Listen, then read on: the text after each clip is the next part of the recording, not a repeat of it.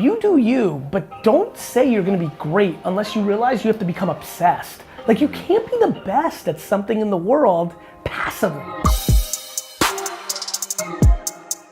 Yo, what up, bro? You're here with Aubrey, Marcus, and I. What's your name? Where are you from? My name is Alex Drowning. I'm from Athens, Georgia. It's awesome, man. Thanks for calling. What can we answer for you? So I am an aspiring chef. I'm in culinary school right now. I'm trying to make a side hustle sharpening knives. Where do you think how do you think the best way to approach this is? Well, what do you mean? Like, you want to get paid for sharpening knives?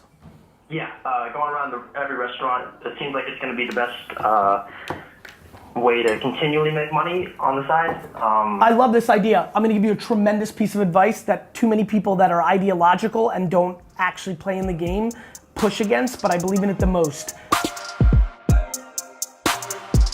You should go sharpen knives for 5 restaurants for free. For free, okay. Yep.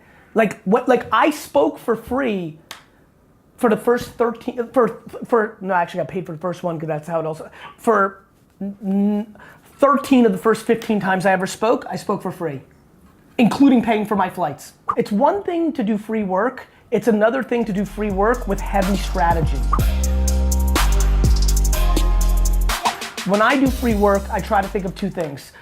How much exposure is it? Like Tyler will tell you, sitting right here, one of the only times I still do free work is if it's massive exposure. There are 49,000 people in the audience. I'm like, it's a lot of exposure. You know, like it's live on, you know, it's during the Super, like I'll pay somebody to put me in a Super Bowl commercial, right? Like when I get exposure, and that's where I'm at now.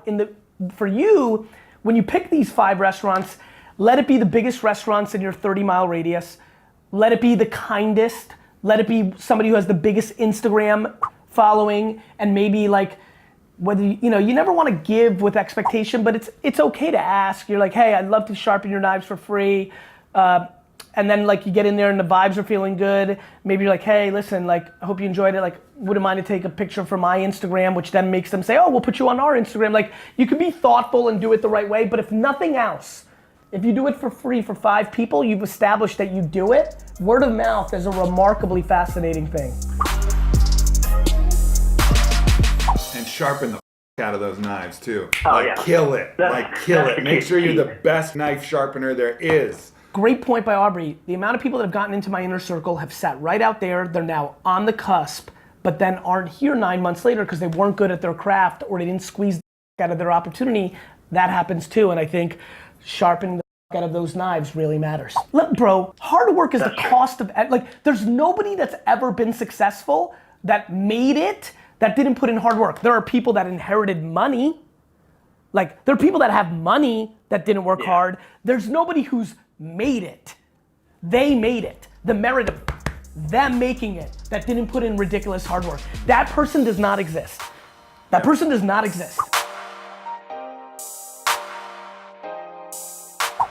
Yeah. But for whom matters too, right? These things matter. Yeah. You sharpening those knives for a restaurant owner who was just thrilled to get some knives, sharpened for free, feels no guilt or has no interest in co-signing you, and it dies in that kitchen that night and nothing happens, also sucks. But I will say this, somebody's always watching. So let's play this out. You go and sharpen this is why I fully believe in this system. You go to the number 3 restaurant, you sharpen the knives. The owner's got nothing for you, doesn't say it to anybody, doesn't put you on Instagram, doesn't even thank you correctly, and you're out.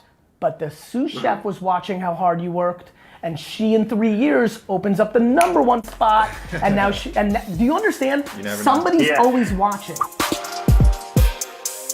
It's funny, like you look at, there's people out there, whether it's Kobe, it's definitely what I push, there's people out there saying, look, you do you, but don't say you're gonna be great unless you realize you have to become obsessed. Like, you can't be the best at something in the world passively. Yeah. You have to punt everything. Yeah. And if you don't want to be the best in the world or a top 100, that's amazing. And then you can canoe in the afternoon and go to a coffee shop and just chill. But if you want it, to me, it's just make your actions map your words. Yeah. You don't need to work on your craft 18 hours a day, but then also don't have the audacity to ever say you're gonna be great or all time.